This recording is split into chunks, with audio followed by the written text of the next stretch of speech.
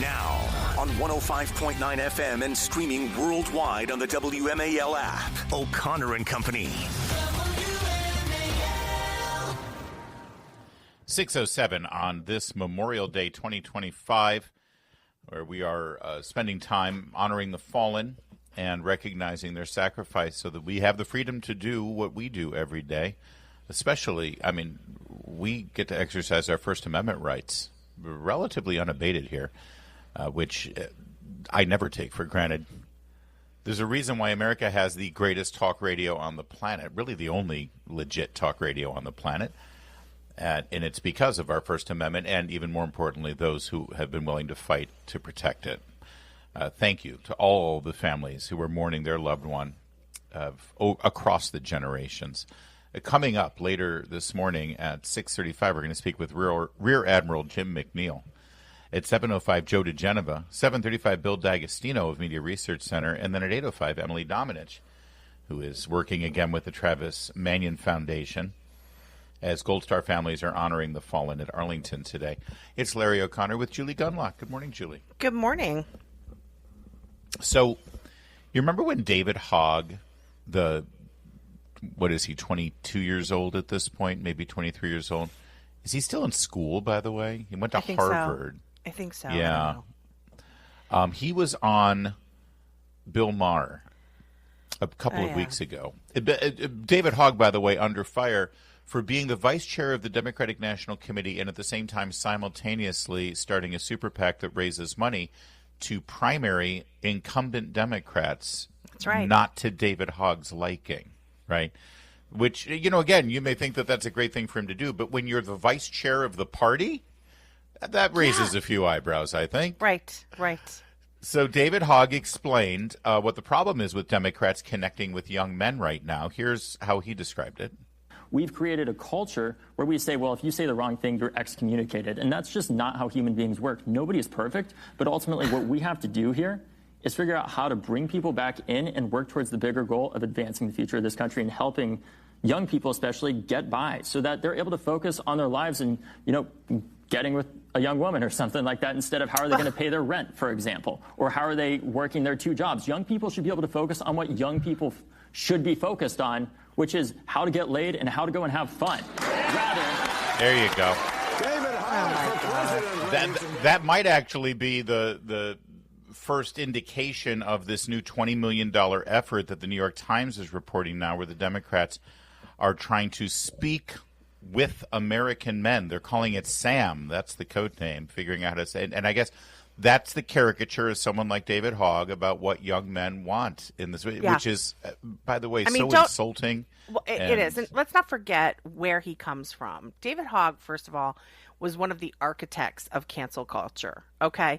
He started out by, he was one of the kids that was sort of became an activist after Parkland. Basically, he wasn't, I don't believe he was at the school when Parkland happened. I don't know that for sure, but I've read things. There's mixed reports, but let's assume he was, just for the sake of fine. argument. Let's say he was. Frankly, I think it makes it more despicable if he was there. Yeah, well, he is despicable because he basically, stood on the corpses of his fellow students to make a career out of himself. And if you in any way, just remember what they did to Dana Lash at that CNN gun event, sort of town hall, where of course Jake Tapper was the moderator. Was the moderator, really the leader of the misinformation that came out of that, and poor Dana Lash was attacked. And David Hogg was one of those people who if you veered off of those talking points, Democratic talking points about guns, you should be canceled. You have no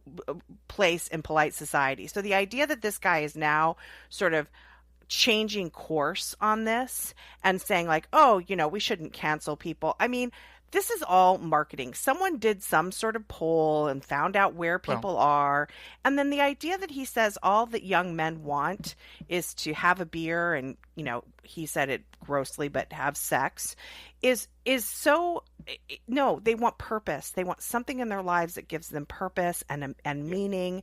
And so I look forward to this $20 million are going to throw down the toilet, because it's not going to do anything, especially if they talk to young men like that. Yeah, I mean, they're sort of missing out on exactly what shows are popular. These podcasts, the long form interviews, they're thematically very different than what you just heard. And by the way, what David Hogg just sold is sort of what Democrats and pop culture have been selling to young men for several decades now. And it turns out young men are feeling quite lost and feeling like they've got shallow lives if that's all they've got going for them. The actual movement right now for young men is in a much more traditional fashion and a much full of responsibility, which, by the way, if I may be old-fashioned, is something that our society and culture should encourage in young men. We should not encourage that young men are just focused on hopping from bed to bed and partying at a time on Memorial Day when we honor so many young 19, 20, 21-year-olds who put on the uniform and died for their country. Where do you think those men come from, the men who were made of that kind of metal to go and fight for us? You know, Hollywood is the most woke place on earth, and yet they often produce movies where they show young men doing things that are meaningful as heroes, going to war, standing up for women, you know, saving people. You know, all these movies that are popular with the American public, and frankly, I would say young men, are movies showing men having a purpose in life, and or maybe, you know, having some redemption happen where they started off sort of hopping from bed to bed, and then, you know, there's some redemptive thing. Those are the popular. So it's very interesting to me how he totally misses this. You would think that David Hogg sort of takes his cues from Hollywood or from this pop culture. I mean, look, Hollywood's a rotten place, but occasionally they get it right and they understand what Americans want. Young men want purpose. They want meaning in their life. They don't want this. And this kind of talk is just going to drive more and more men away from the Democrat Party. You got to read the New York Times here. I'm going to give you a little bit of it. The headline, 6 months later, Democrats are still searching for the path forward. The party standing is startlingly low after a defeat that felt like a cultural rejection. What comes next? All right, and so they hand-wring quite a bit. And then take a listen to this. Everything about this. And the fact that whoever wrote this is excited. You know, whoever wrote this for the New York Times actually thinks this is it's good. going to work. Yes. For now, Democratic donors and strategists have been gathering at luxury hotels to discuss how to win back working-class voters, commissioning new projects that can read like anthropological studies of people from faraway places. Oh, God. The prospectus for this is just one, new $20 million effort obtained by the Times aims to reverse the erosion of Democratic support among young men, especially online.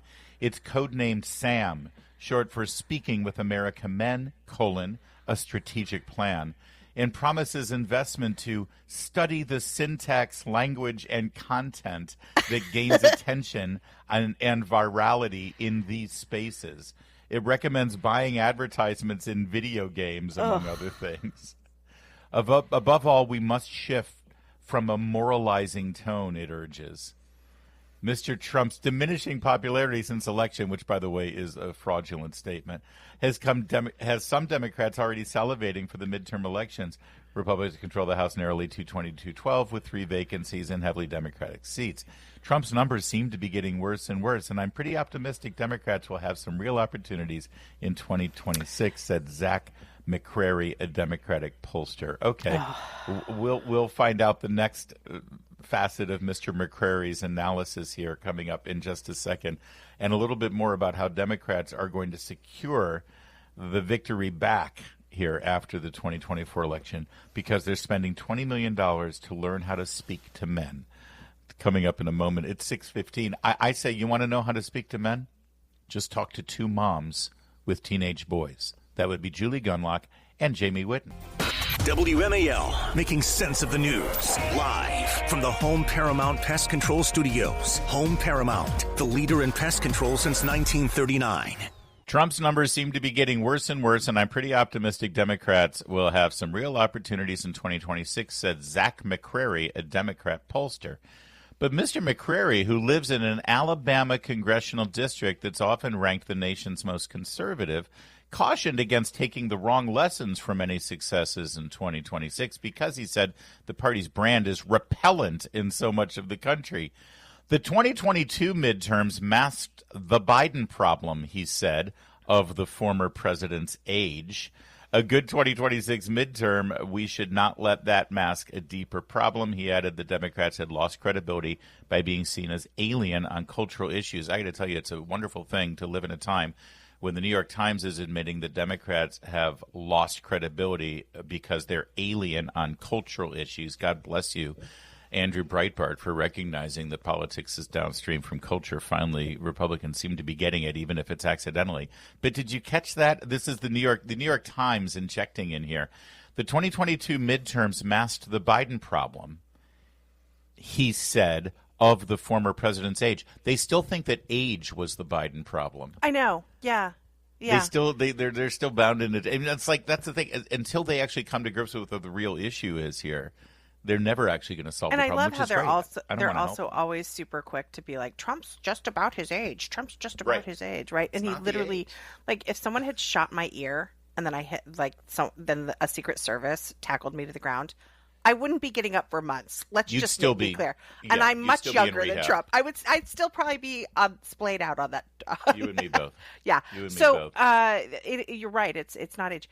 You know, it's sort of, this reminds me a lot of what Democrats are saying. We need to find the liberal Joe Rogan.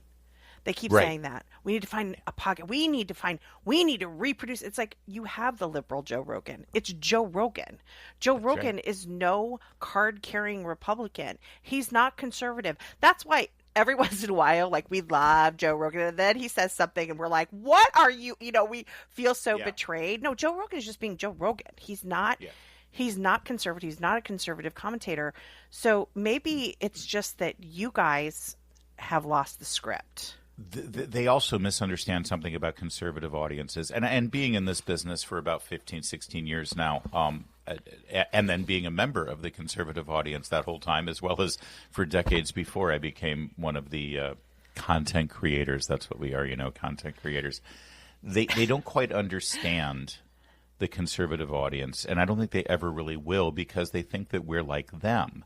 Let me be clear. When they say we have to find the conservative Joe Rogan, they think that Joe Rogan has a huge audience because he influences them and sort of teaches them what they should be thinking. It's quite the opposite. Joe Rogan's audience grew because he started saying things that the audience that he's now got agreed with, and they felt like they had somebody who was speaking for them. Let me give you the perfect example. For decades, the left, Democrats, were decrying the influence of Matt Drudge and the Drudge Report, right? They could have written this 25 years ago. They could have written, we need a liberal Drudge Report. We need to find the Democrat Matt Drudge. But here's the thing. They've got their liberal Drudge Report now. It's Drudge Report. Matt Drudge has shifted his politics. Well, he is now, if you go to the Drudge Report, it is like it's linking to MSNBC and Huffington Post. And guess what? He's lost his influence. Yeah. He wasn't influencing us. We were influencing him. That's how this works. The other thing is that they say we need to find the liberal Joe Rogan. Okay, let's be clear. You have the left has Hollywood. Every single university, every institution in this country has been captured by the left, okay? They have the newspapers, they have the magazines, the women's magazines, the general even you can't open Food and Wine, okay, today without some sort of political message, okay? And it's always on the left. They have everything. The left has everything. The right has very few things. And that's why Joe Rogan is popular, because he actually is very different from all these other institutions that are captured by the left. Yeah, it'll be a fascinating thing to watch as it plays out. Again, $20 million, go for it. I'm sure you'll figure it out. I'm sure that you're going to regain your popularity. One idea, though, that might not be a bad one. You might want. I'm giving you this one for free. Stop treating men like they're an enemy. Stop treating men and what their instinctive genetic makeup determines their destiny may be, or how they behave to protect women and act like a man. Stop telling them that that's a flaw, that that's broken, that needs to be reversed, because we've had, about 15, 20 years of that indoctrination. And it's a funny thing when you tell people that they're the problem, they're the enemy. they're toxic, that everything that's wrong in society is their fault. But pretty soon they're not going to want to vote the way you tell them to vote. Just a thought. 6:23. Coming up, we're going to talk to retired Rear Admiral Jim McNeal. He's going to give us his reflections on Memorial Day, and he's got a new book. Keep it here. It's 6:30. WMAL-FM, Woodbridge, Washington, a Cumulus media station. Making sense of the news. News Talk 105.9. News now. Now on 105.9 FM and streaming worldwide on the WMAL app. O'Connor and Company. It's 6:37 this Memorial Day. Thanks for tuning in as we are live and getting you going on this important day on the calendar. Coming up at 7:05, Joe DeGeneva, former U.S. Attorney for the District of Columbia. 7:35, it'll be Bill D'Agostino of Media Research Center. 8:05, our friend Emily Domenech. She's working with the Travis Manion Foundation today to honor Gold Star families and their fallen heroes in Arlington. If you're not in D.C., Emily will highlight your heroes' headstone there at Arlington on social media. It goes viral. She started doing this during COVID, and it's just become such a great annual event. It's Larry O'Connor with Julie Gunlock. Julie, good morning. Good morning. Our next guest, I've had the pleasure of meeting and speaking with multiple times over the course of the last several years. He is an author. His latest book, Crucibles, he wrote with his co-author J. Eric Smith. It will be available next week. It's how formidable rites of passage shape the world's most elite organizations. And he would know because as a retired admiral from the United States Navy, he continues to shape young men by working with them at the United States Naval Academy. Admiral McNeal, it's always great to speak with you. Thank you for joining us on this Memorial Day. Good morning, guys, and thanks so much for working today. I appreciate your sacrifice. This is supposed to be a day off, and there you guys are doing your thing, so I appreciate that. Literally the least we can do. And, you know, last time we spoke, I think, was your book, Side by Side in Eternity, which highlights those who have fallen in service to our country and their gravestones and where they're finally laid to rest, where they stayed together. It's a fantastic story. Fantastic book. This one, I think, is really important considering, you know, we just had a conversation about how one political party in this country right now, they're spending $20 million to try to understand how young men think. They might read your book, Admiral. I think they might get a good handle on it. Well, I think so. The whole book is framed around our experience at the Naval Academy. And the epilogue is our plebe summer experience, and the prologue is our plebe year experience. And it was a lot of fun to write as we went through various organizations that take ordinary people. Eric and I are very ordinary, but the United States Naval Academy, as it did for your daughter, Larry, so thank her for her service. I know she's out there doing her stuff. Takes ordinary people and makes them elite in how they do that. And so we really wanted to do with the book is do some interesting historical organizations that maybe folks don't know about, then also pull a lesson from those organizations. What makes them special and what are the lessons that people can use in their lives now based on how these organizations put someone through a crucible, hence the copy of the title of the book. Crucibles. I'd love you to comment on what I think is, I'm the mother of 3 teenage boys, one of whom would really like to go into the military. And I really feel like it's my job in these last few years to protect him against this narrative that is quite common out there, that men are toxic, young men are toxic, that they're the reason that anything goes wrong in the world, it's because of men. You know, your book obviously counters that, but how do we get that into popular culture? And how do we convince people to stop saying it? It's very dangerous. I think it leads to men who feel like they don't have a place in this world. Well, I think that what we need to do is really highlight some of these organizations and really show how men and women can be successful when put into the proper situation. I know that with little boys, I have I raised 2 boys. I have 2 grandsons, and they're not the best at sitting in a classroom. They want to play, and they have energy, and it's really understanding them. And that's what, with these organizations, I think they as we showed in our book, they take the positives of both men and women, and how can we take these positives and shape them into something elite? Can you give us some examples here? I think, plebe summer and plebe year is a great example of putting, an 18, 19-year-old through a crucible, making them do things they never thought they were capable of doing. And every day is a hard day, but somehow they come out that much better once they go through it. Give us some other examples of that, and also sort of reflect on why someone would willingly basically put themselves through a crucible, through hell, knowing that on the other side they're going to be better for it. It takes a lot to just sort of suck it up and say, okay, I'm going to do this. Well, it's a great question, and one of the fun chapters we did was on the Gurkhas, which are soldiers that the British Army employs from Nepal. And to answer your question, Larry, it's their society there is very, very poor.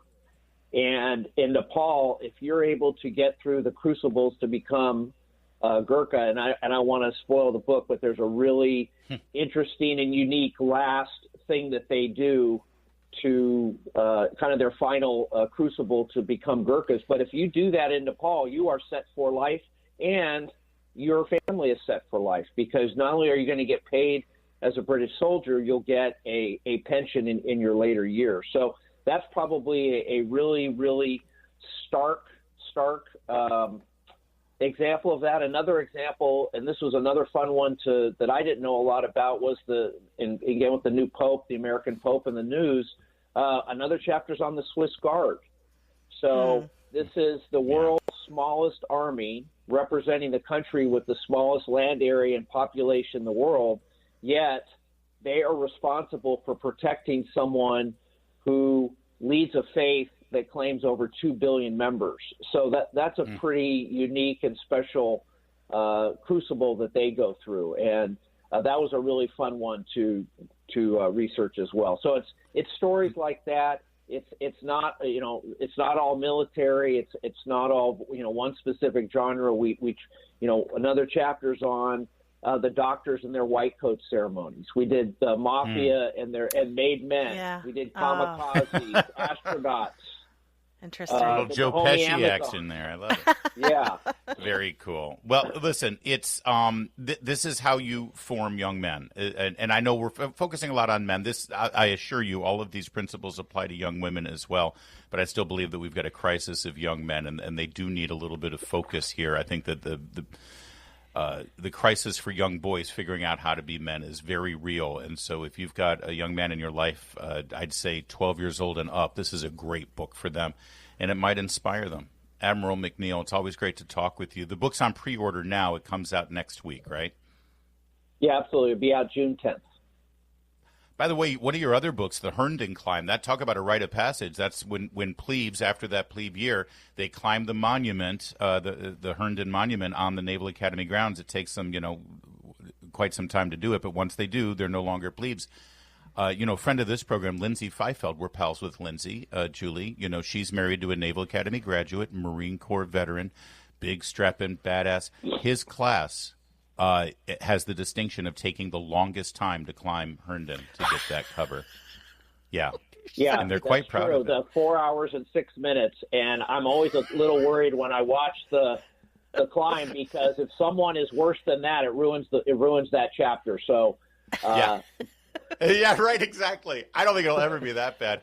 But they do. In fact, that class, what was it, 98, I want to say, or 96? 98. 98. They, at their tailgate at every football game, they have a giant inflatable Herndon monument because they're so proud of that distinction. It's great. They absolutely own it. They absolutely own it. If I could just real quick, with the side-by-side book, I interviewed someone for our next book, which we haven't sold yet. It's going to be a leadership book, tentative title, Leaders Born and Made. And we have a chapter on Admiral Rickover, the father of the nuclear navy. Oh, and as I was interviewing a person that went through his interview, he said, "How's your side-by-side book doing?" And I said, "Oh, it's doing fine.